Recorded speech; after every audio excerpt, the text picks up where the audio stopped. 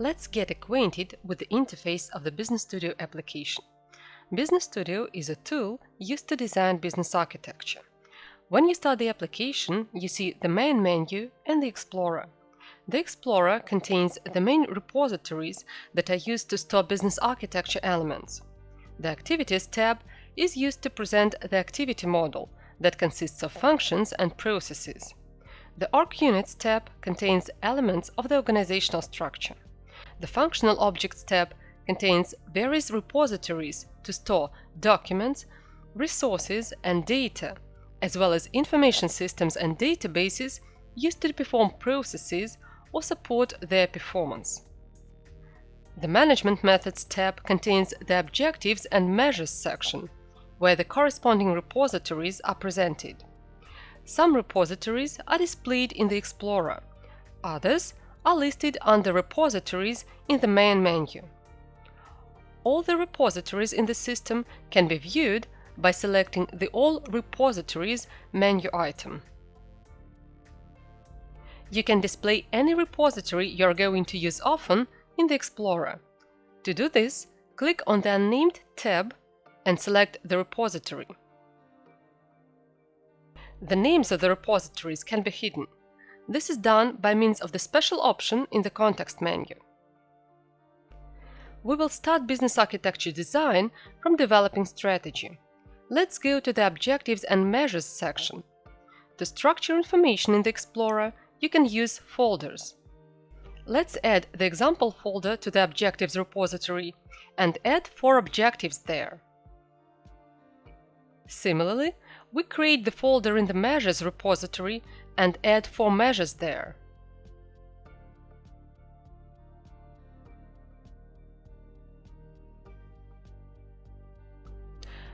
The cause and effect relationships between the objectives can be best illustrated by designing a tree of objectives. To do this, we need to create a strategy map. It is a well-established tool to present the strategy to the owners in a structured form. The corresponding repository is used to store strategy maps. The strategy map diagram can be opened either by means of the button on the Explorer toolbar or by double-clicking. This creates an empty strategy map.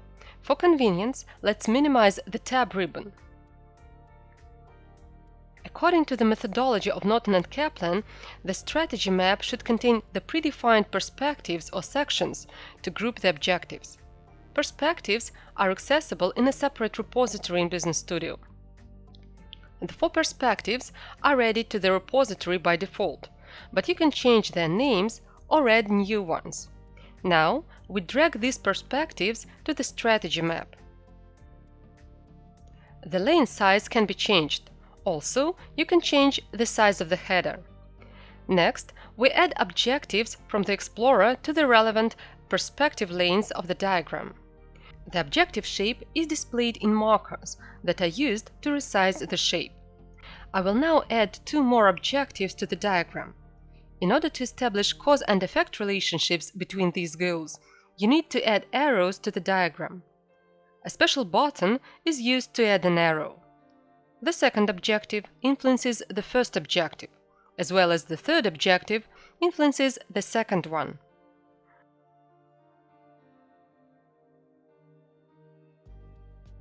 Objective measures can also be added to the strategy map.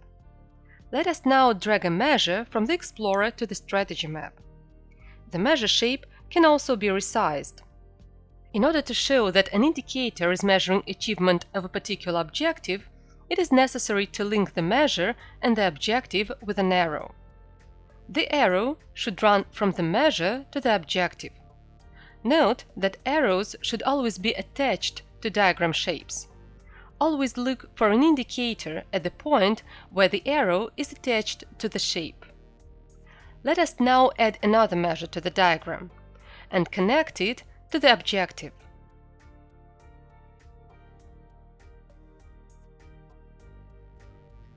And we add 1 more measure.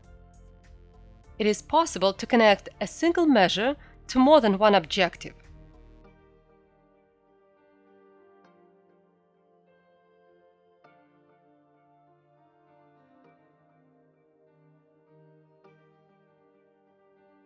Now, Save the changes. Once saved, the relationships between objectives and measures are saved to the database. To verify this, let's open the Properties window of the objective. You see, the relationships are displayed on the tabs. The strength grade property is defined for all measures affecting achievement of objectives. If necessary, the default value of this property can be changed.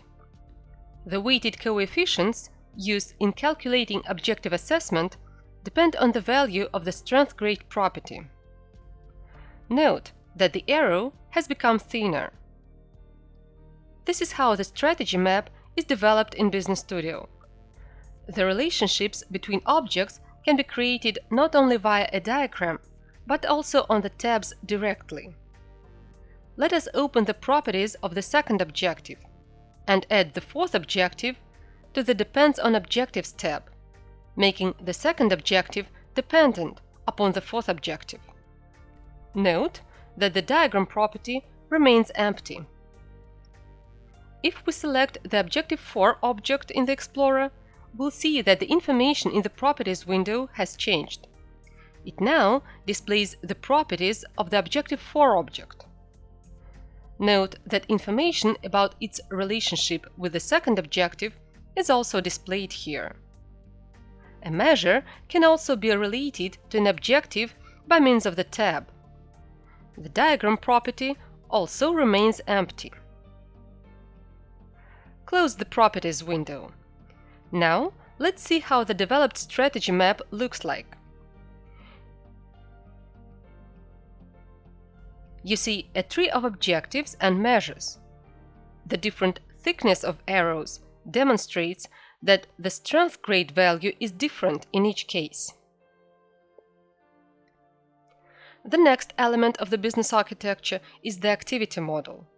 Let's create a new activity model. This is going to be a hierarchical model. Thus, we use the IDEF0 notation. This action results in two new objects. One is for the context diagram, and the other one is for the upper-level diagram of functions. Let's name the model. The diagram is opened by double-clicking. A context diagram is a top-level diagram on which the subject of the model is represented by a single box, with its bounding arrows.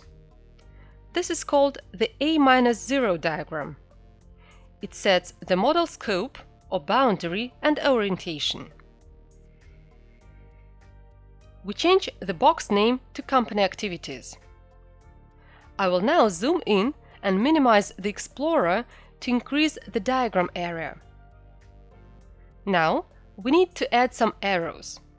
The element palette is provided in the diagram window. The first button is for adding arrows to the diagram. Pressing this button allows you to switch to the arrow drawing mode. Let's add arrows to the diagram. The arrow must be attached to the box. Once the arrow has been attached, an indicator appears at the attachment boundary. And we name our arrows. Press the same button again to escape the arrow drawing mode. Now, let us continue creating the diagram. You can also enter the arrow drawing mode by pressing the scroll wheel or the middle mouse button. We are now adding the main outputs of the company activity.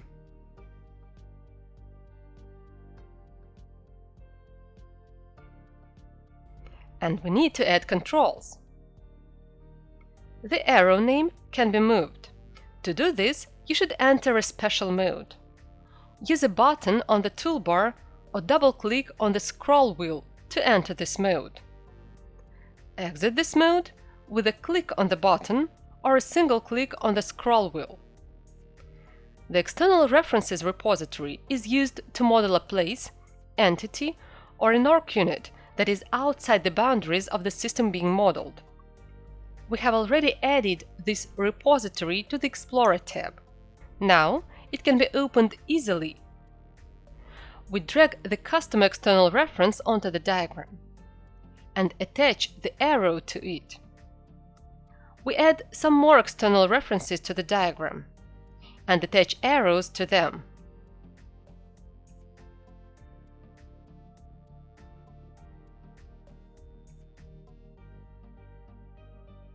The position of the name of an external reference can also be changed.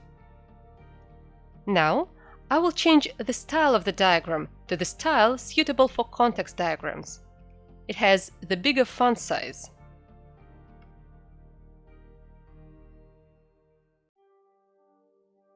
Now let's decompose the context diagram. Select the activity shape and click on the Go to the Object Model button. I am sure you have already noticed that the open diagram contains the arrows that were attached to the activity block on the context diagram. We will now continue creating the top-level function diagram and add function shapes to the diagram by means of the Process button on the Elements palette. Imagine that the control arrow should control performance of two separate functions. We attach the arrow to the first function. Then we add a segment to this arrow and attach it to the second activity shape. The arrow segment gets the name of the arrow to which it is attached. You can see it in the Arrow Properties window. For convenience, this window can be attached to the right border of the Business Studio window. Look, the arrow segment has the same name as the main arrow. The input 1 and input 2 arrows are inputs of the first function. The segments of the input 2 arrow are inputs of the second and the third functions. The output 1 and output 2 arrows represent outputs of the first function. Let's add the output 3 arrow to the diagram to represent the input of the third function. And let us add another arrow representing the output of the third function and the mechanism of the second function. Now, let's clean up our diagram. We use the idef0 notation to display functions and the relationships between them. The notation is not suitable for representing the sequence of functions execution. To represent the sequence of steps, you should use one of the process notations. Let's decompose the first function and add 4 processes to the diagram. Each of these processes will be described in one of the process notations: cross-functional flowchart, basic flowchart, EPC, or BPMN. But first, we need to develop the current diagram.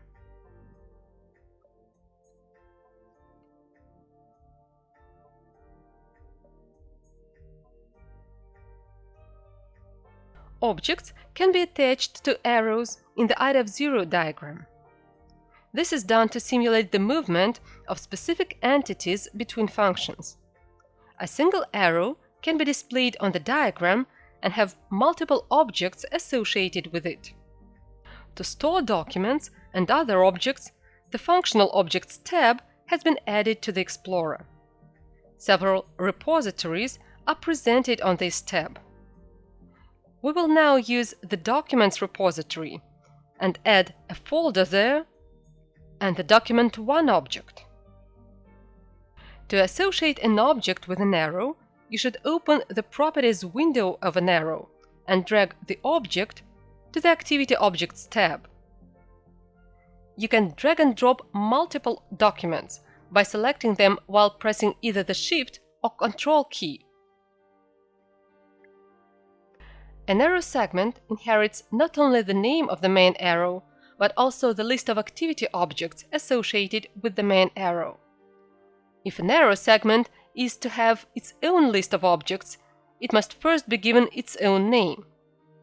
The list of objects can then be added to it. Arrows can be tunneled. To do this, we select the arrow and press the End Tunnel button. The arrow triangle is now white. This indicates that the arrow has been tunneled.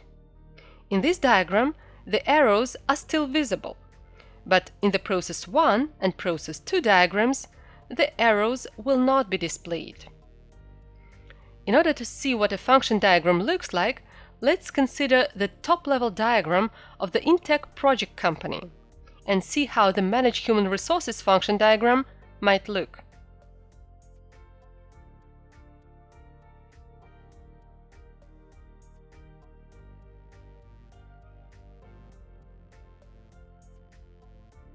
Now, we need to create the process 1 diagram. We want to describe the process in the basic flowchart notation. Thus, before opening the process diagram, it is necessary to change its notation. This is done in the Explorer. Let's now change the notations of other processes. The process 2 activity will be described in the cross-functional flowchart notation, the process 3 activity in BPMN, and the process 4 activity in the EPC notation. Now, we open the process diagram. The arrows that were attached to the process shape in the above diagram are still visible in this diagram, with the exception of the control arrow, which we have previously tunneled. Please note that our element palette has changed. Start and end events of the process can now be added to the diagram. Let's add a start event to the diagram. The process notations are used to describe the sequence of process steps. Let's add the first step, an arrow, and link the start event with the first step. A special mode has been developed to link the diagram shapes automatically. We use a special button on the toolbar to enter this mode. To link the shapes now, you should position the shape above the shape you want to link it to. The notation also comprises a decision box element. Decision is used to represent branches. Use the decision shape when you need to model selection of a further process step. Decision either represents an action that leads to the selection of one of the further process steps or checks the condition. If the condition is met, the process 3 step is executed. If not, the process 2 step is executed again. And we add an end event to the diagram. Two types of arrows are used in the basic flowchart notation. The first is the precedence arrow. This type of arrow is used to transfer control from one process step to another. That is, it shows the sequence in which each step of the process is executed. The second arrow type is the object flow arrow, designed to transfer objects between the steps of the process without transferring control. Now, let's add documents to the activity objects list of this arrow. In other words, process 3 must be started immediately after the condition has been met. The Documents arrow simply transfers documents to the process 3 step. It does not suggest that the process 3 step should be started immediately as soon as the documents arrive. The name of an arrow may indicate the status of a document. For example, signed report or generated contract. And the activity objects list contains the names of specific documents that are transferred between the process steps. Note that the input 1 and output 1 arrows are present here because they were attached to the process shape in the above diagram. They are displayed as object flow arrows because IDEF0 diagrams do not show the sequence of functions, but rather interaction between them. Let's add the contract 1 document to the list of activity objects of the input 1 arrow. I will now go back to the diagram above and check the properties of this arrow. You can see that contract 1 is now in the list of activity objects for this particular arrow. In other words, irrespective of the level at which you associate objects with the arrow, they will be visible in the list of objects associated with this arrow on each and every diagram.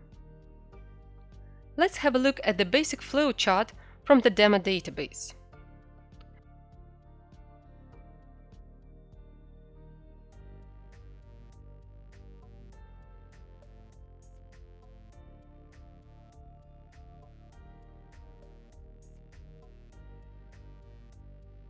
Note that there is a special shape called off-page reference here. It can be added to the IDEF0 diagrams, basic flowcharts, and cross-functional flowcharts. The reference is used to transfer an arrow from the current diagram directly to another diagram. And at the same time, the arrow is not displayed in the upper diagram. For example, the requirements for instrument verification and calibration arrow is transferred directly to the Manage Instrument diagram. In order to open the diagram where the arrow is transferred to, click on the off-page reference and click on the Go to the Object Model button. The Manage Instrument diagram will then be opened. Note that in this diagram, the off-page reference identifies the process from which the arrow was sent. Thus, the off-page references are created in pairs. If we open the above diagram, we will not see the requirements for instrument verification and calibration arrow there.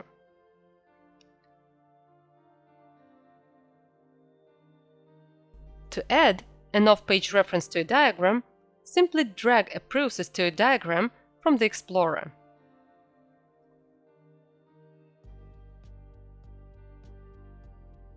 Now, we will talk about the cross-functional flowchart. The element palette in the cross-functional flowchart notation is very similar to that in the basic flowchart notation, but with one important difference. The actors of process steps are represented by swim lanes. Both org units and some functional objects can be actors. Org units are stored on the Org Units tab in the Explorer. We add an org unit of the department type, and then we add an org unit of the position type. And we add Deputy Director 1 and Deputy Director 2 to the next level of the org structure. Now, let's open the org chart. First, you should configure the settings for a new diagram. You need to select the depth of the org chart tree. Select Maximum to display all org units. The drop-down display list contains some generation options. You can generate a chart where only positions are displayed or only departments. But we want to create a standard chart, and thus we select the Departments and Positions option. An organizational chart has been generated. You can continue adding objects to the organizational structure in the Explorer, or, alternatively, directly on the diagram. Special buttons on the element palette are used to add departments and positions. There are also buttons for different types of relationships. To add a subordinate org unit to one of a higher rank, I place the shape on the shape that represents org unit occupying the superior position.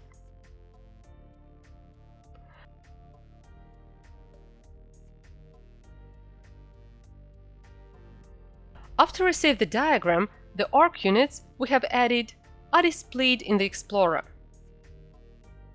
A separate organizational chart can be generated for each org unit. For example, let us open the org chart of the CEO org unit. We will now change the settings. In the drop-down list, we select the Positions Only option. Once the diagram has been generated, we see that only positions are displayed on the chart. This diagram is generated with the association relationships. The relationships displayed here do not match those of the organizational structure. So, in the Explorer, we see that Department 1 is positioned between Deputy Director 1 and Head of Department 1, but this department and corresponding relationships are hidden here. Suppose that we continued creating our organizational structure using the Explorer and added, for example, the Head of Department 2 org unit. Once again, we open our organizational chart. Note that the Head of Department 2 org unit has been added automatically to the diagram. This is due to the Auto Update Org Chart on Opening button on the toolbar. When this button is pressed, the diagram is updated automatically, and all the org units up to the lowest level presented on the diagram are added. I will now close the org chart and add the Manager 1 org unit to the Explorer.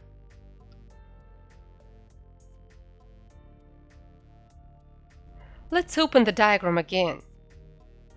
You remember that the diagram is limited to the heads of departments level. The Manager 1 org unit ranks one level below, and therefore is not added to the diagram. However, the organizational chart can be completed manually. If the diagram has already been created, formatted, and you want to freeze it, the Auto Update Diagram button should be disabled. From now on, the diagram will not be changed with one exception. The org unit name will be changed anyway. I will now add Manager 2 and change the job title of Deputy Director to, and open the diagram again.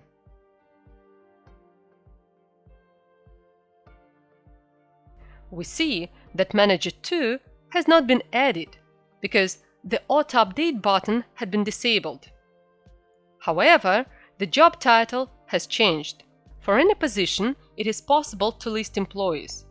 To do this, open the Position Properties window and select an individual on the Employees tab. Employees can be selected from the repository. You can add a new employee to the repository using the New button. Enter the last and the first names.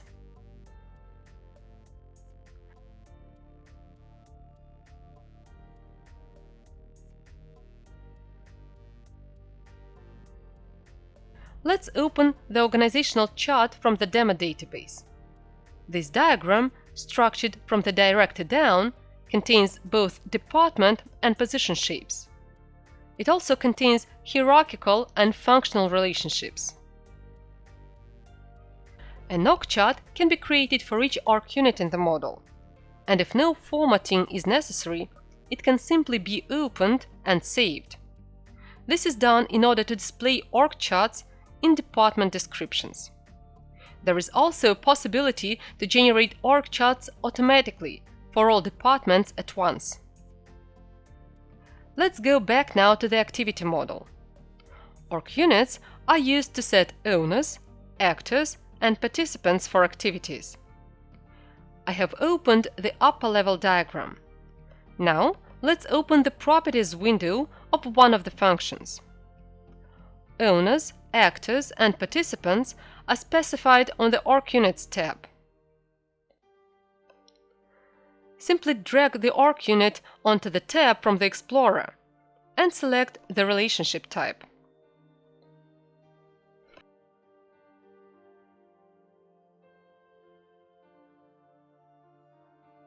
When you highlight another function, the information is updated in the Properties window, and we can select the owner and the actor for another function.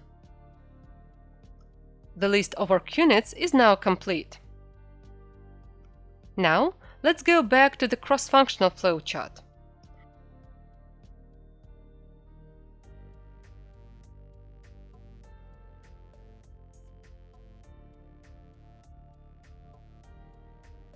Note that arrows from the upper diagram are displayed in this diagram. Cross-functional flowchart is a diagram with swim lanes. Each swim lane represents an actor of process steps that are placed in this swim lane.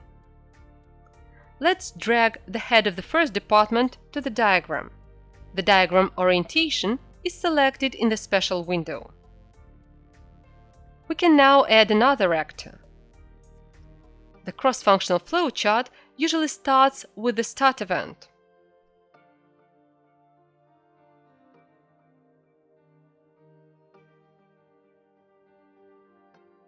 Then, I enable the Connect the Shapes Automatically button and add the first process step to a diagram. Let's now open its Properties window. Look, the head of the department is automatically set as an actor of the step. Not only org units, but also other entities can be actors of process steps. Applications, databases, material objects can also be added to cross-functional flowcharts in the form of swim lanes. Please pay attention to the color of the triangle next to the button. If this triangle is red, the object will be added to the diagram as a swim lane. If it is blue, it will be added as an arrow. The color can be changed in the context menu. I will now add an application as a swim lane. An object can be added to a diagram either from the element palette or from the Explorer.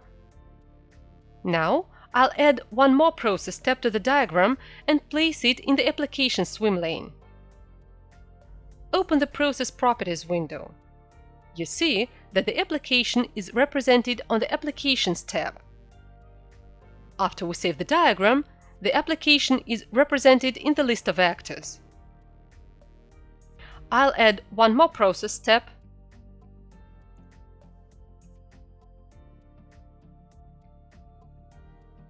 and then a decision box. If the condition is met, we will jump to step 5. If not, we will go back to step 3. And next, we add an end event. Objects may be attached to precedence arrows, but only to named ones.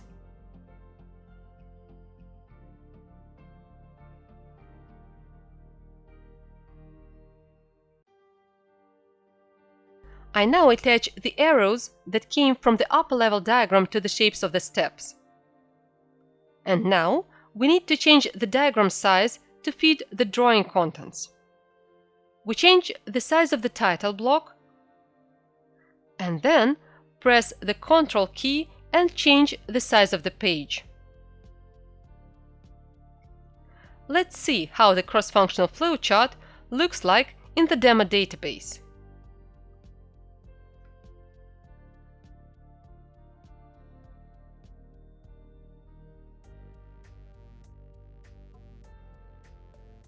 External org units can also be used as swim lanes. Now, let's move on to BPMN. When you open the diagram, it's blank. Lots of new elements appear on the element palette. These include events, processes, and gateways. The gateways are used for branching and merging. You can now add the main pool to the diagram, used to display the main process chain. Let's select the horizontal orientation. I'm going to add a start event to the diagram and name it. It doesn't matter in what notation the event is added to the diagram. If the database already contains the event with the same name, the system suggests that you should use it. You can select whether to use the existing event or create a new one with the same name. Add a task, and the link is automatically created. We now need to add an intermediate event. The shapes of the start, intermediate, and end events look a bit different in BPMN. I now add another task.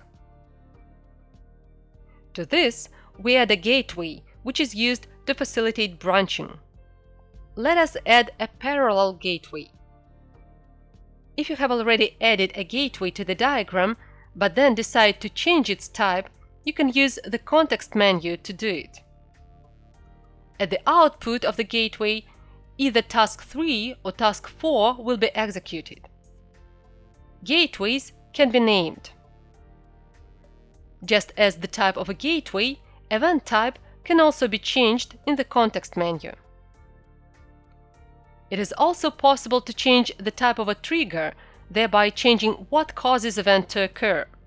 The event could, for example, occur on receipt of a message or on reaching a certain point in time, in which case the event will either be of the condition type or the timer type.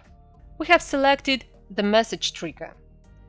Then we need to decide from where the message is to be received. Let's say it is to be sent by the customer. The customer is an external reference that needs to be added to the diagram. A special box is now created, which is only used in BPMN diagrams. This box is known as the collapsed pool. Let's name this message flow. Now, end events can be added. Trigger types can also be selected for end events. Let's suppose that after the occurrence of the event, a message is to be sent to an external process. Then the event itself will be of a throwing type, not catching, as in the case of a start event.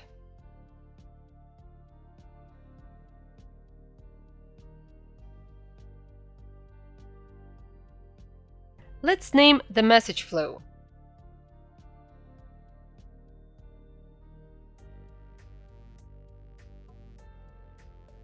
The type of tasks can also differ. Let's decompose the first process. Swim lanes can be added to a BPMN diagram, and they represent actors of tasks.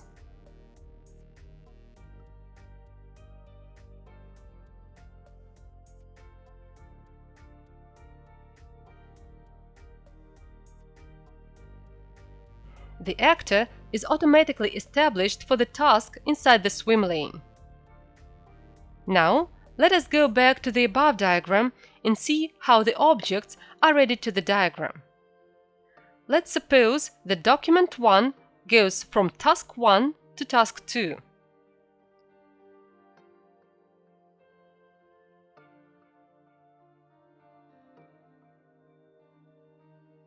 I add the first connection, select the appropriate relationship type, and then add the second connection.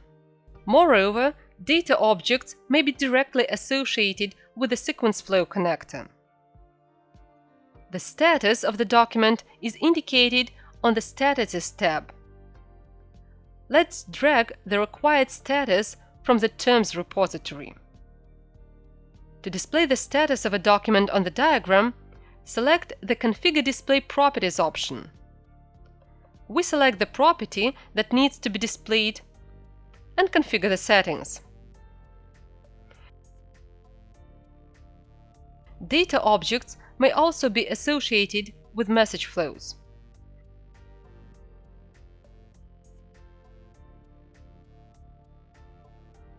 To open the Properties window of the connection, you should first select the connection you are interested in. You see the relationship type in the opened window. We have not selected this type. It's selected automatically, since there is only one available option. Note, though, that relationship types can be added to repositories. Now, let's see the example of a BPMN diagram from the demo database.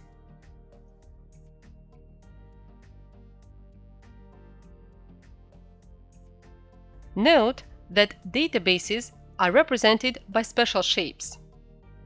A marker in the upper left corner of an activity box indicates the type of this task or subprocess. Now, let's talk about the last process notation. This is going to be event process chain. This is a chain of functions and events. When you open this diagram, it's also blank, like BPMN. No arrows migrate from the IDF0 diagram here. I have added a start event to the diagram. I add an EPC function on top of the event, and the connection is automatically added.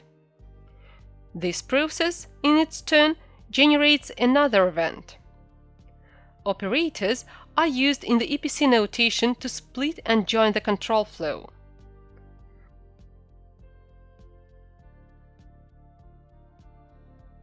This construction means that after the event occurs, two functions are activated simultaneously. Each function activates a new event. Thus, we have now created the basic process chain. Now, we need to display actors and participants of functions. We can drag org units to the diagram and add connections. The name of the relationship type is displayed on the diagram.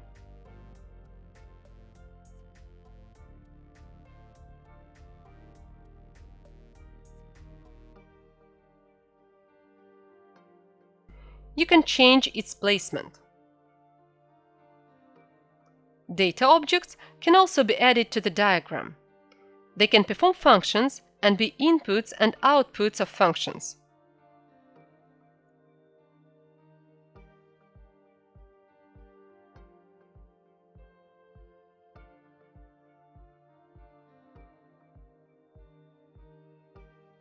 Status of the document is specified by adding a term to a diagram and selecting the appropriate relationship type. To link the diagrams, there is a special shape called process interface. It represents either the source of an event or an object, or the process where an event or an object is sent. Simply drag the required process to the diagram and add a connection. For example, the demo database contains the conclude subcontract process. The interface here is used to represent the fact that the current process starts immediately after the select subcontractor process ends. The second interface shows the process that starts immediately after the current process ends. Let's see another example of the process interface. Here, process interfaces are used to show the sources of documents used to perform functions. At this point, we can say that we have developed the activity model. Now, let's talk a bit more about measures and ways of entering their values. We have already added measures to the database. Let's take a detailed look at the Properties window of a measure. The Persons in Charge tab is used to list various types of responsible employees: those who are responsible for entering measure values and those who update plan and actual values. To select a responsible person, just click on the button with 3 dots.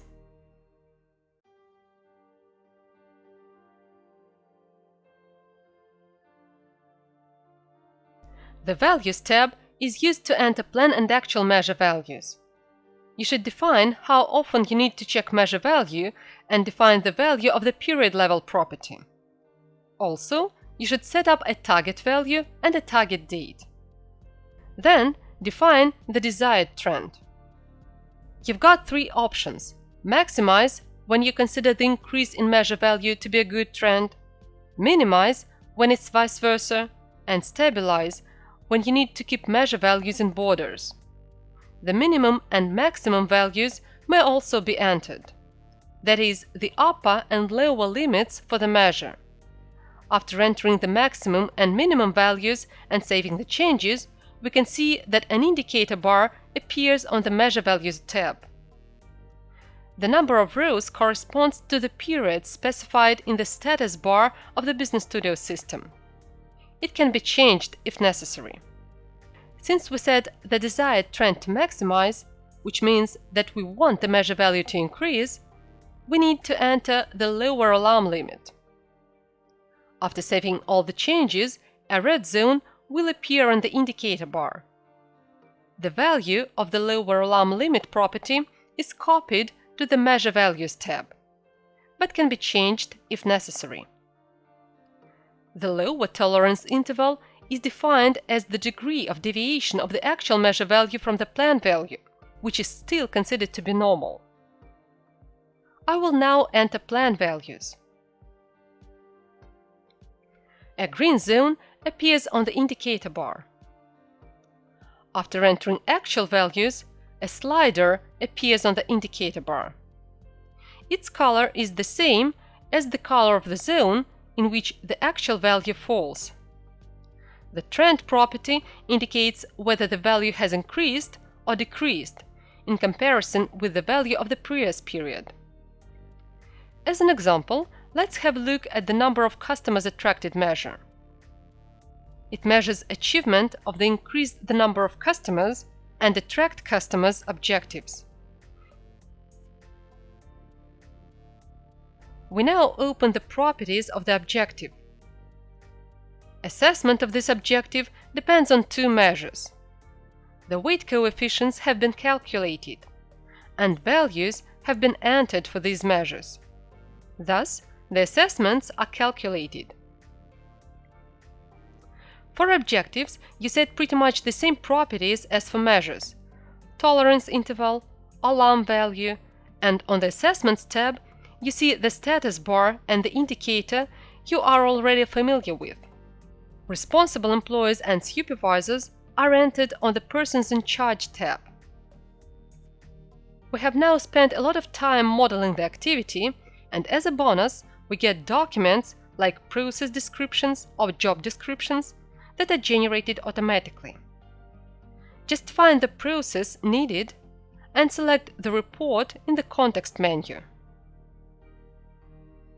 And you get the document.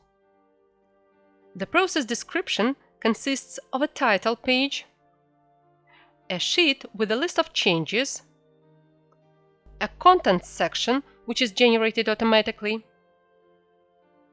a terminology section and the abbreviations established in the report template. The general section contains the scope of the activity, the process objectives, information on the owner and actors of the process, and the results of the process. In the process inputs and process outputs sections, you see objects coming into the process with the sources specified, and objects leaving the process and their destination. A diagram of the process is also available. The process flow section gives detailed information on each sub-process.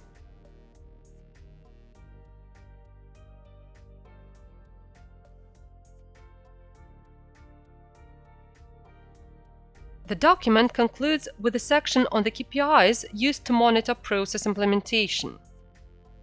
As such, the process description is generated by default, but you can change it using the report wizard.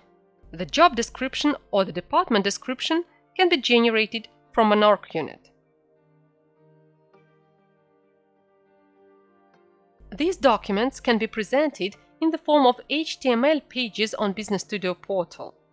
Business Studio Portal is a comprehensive knowledge base containing all the information necessary for employees to work effectively. The portal can be accessed by employees from any device anywhere in the world. Portal automatically differentiates the access rights of employees in accordance with their roles.